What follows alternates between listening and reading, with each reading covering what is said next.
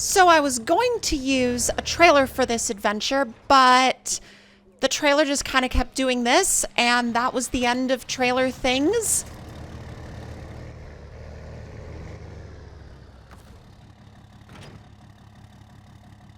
Hello and welcome back to SnowRunner, y'all. And in this video, we're back out here in the brand new North Carolina region because I wanted to do a little bit more exploring, but I also kind of wanted to do that exploring in the sense of looking for areas on the map that were close to a garage or close to a repair area, and essentially gave you the ability to set up your own adventures in a way that didn't, I guess, almost didn't cause you to be in a sketchy situation if those adventures went wrong.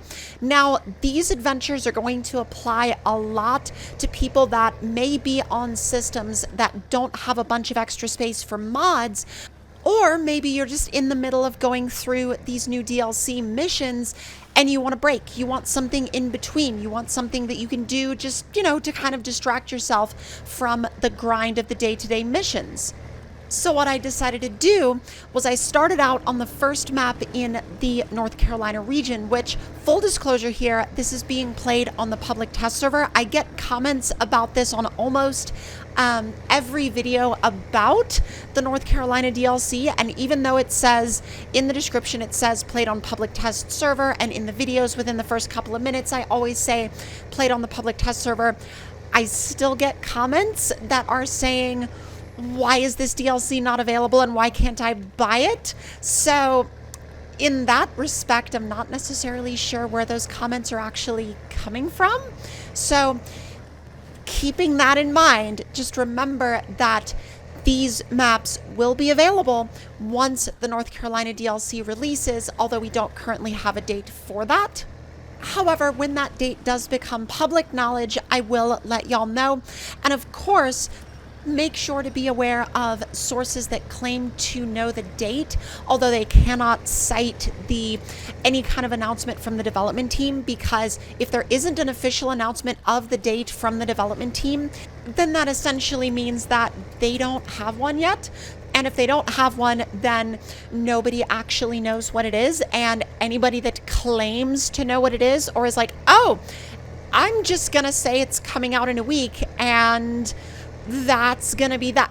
Don't listen to that. That's never correct. It's never correct. It's never the correct date. It's never the correct time. And the final word on these DLC pack release dates really are just gonna come from the developers. And I only ever share dates here on my channel when the development team actually confirms them. So back to the topic and challenge at hand, or rather, not necessarily challenge. I say challenge with air quotes because it wasn't never. Hold on. I just said wasn't never. I promise I can English good. Your girl can English good. I promise. No, but 100%. I never set out with this to make it like a timed challenge or really any kind of particular challenge that came down to overcoming some massive obstacle or figuring out another, big challenge to do it, because it seems like, I don't know, it seems like 3/4 of YouTube these days is I'm challenging myself to do this, and it seems like every other video has like a particular outlined challenge, and it's almost like it's gotten so far and now I know I'm getting on a soapbox about this, but it seems like everything has kind of gotten to where if the video doesn't have like some kind of challenge premise to it, then you'll end up getting people that are like, oh, well, this isn't a particular like challenge video, so I'm not gonna watch it. It's almost like for some people that has become this odd requirement in terms of entertainment. It's that like there needs to be a challenge. There needs to be like a background challenge that's always like haunting whatever's going on in the video.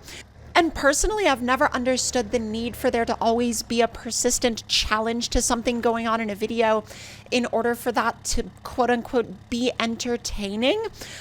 Because I guess a lot of the videos that I personally watch are more like, I don't know, they're more like either random in-depth topics about different things or talks or this, that, and the other. Or when it comes to gaming videos, it's more like talking about particular aspects that just nerd out about the topic of the game itself.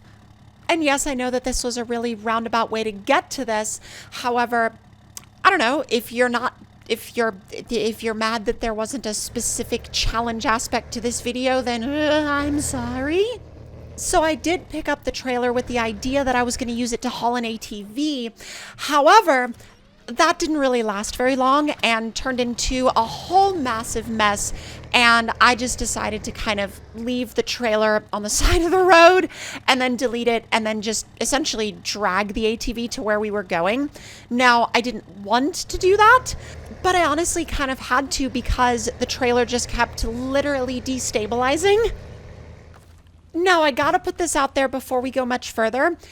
This area is, like, while it is a really, really good area and it's a really fun area to interact with within the map, we're not talking about TNB trail levels of trail riding here. We're not talking about like Rock Runner's mud park levels of mud.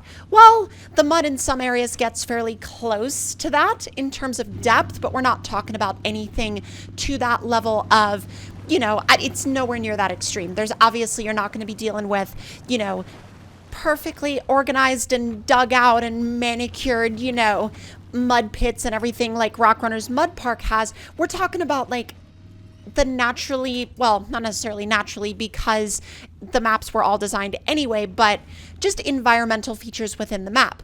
Now, these are meant to look like, I'm assuming, just water runoffs from the mountain. However, they actually ended up being really cool ATV trails, and there's more than one of them. I mean, we only really explored this one right here, but there's a couple more throughout the map that you can use to create your own little mini ATV adventures. And if you're into that kind of thing, I would definitely recommend giving these little mini trails a shot. Now, obviously, once again, I am sure that there are going to be people out there that are going to say, well, this is not as good as this map or this map or this map or this mod or this map. I know this 100%. However, these are intended to be more of, in my opinion, they're intended to be like more of a distraction than a main focus. Like, if you can use them as something to sort of take your mind off of the grind that constantly goes on in a lot of these campaign maps, I think you'll find yourself in a place that, I don't know, you're going to be pretty happy with. You're going to be able to enjoy the maps a whole lot more than you might otherwise, because obviously there are people out there that play these games solely for the objective-based gameplay, and that's it. However, I feel like that might not be the most enjoyable way for me personally to play the game. And now for the end of the video, we are going to find a little bit of a, not necessarily a trail, but sort of like a side cut, shortcut that you can use if you have a powerful enough, grippy enough, honestly lifted enough rig that'll get you over to town really quickly. So with all of that being said and done though, y'all, if you enjoyed this video and this look at these, you know, maybe unassuming pseudo ATV trails, then let me know your thoughts and opinions in the comments below, and I will see y'all next time. Talk to y'all later.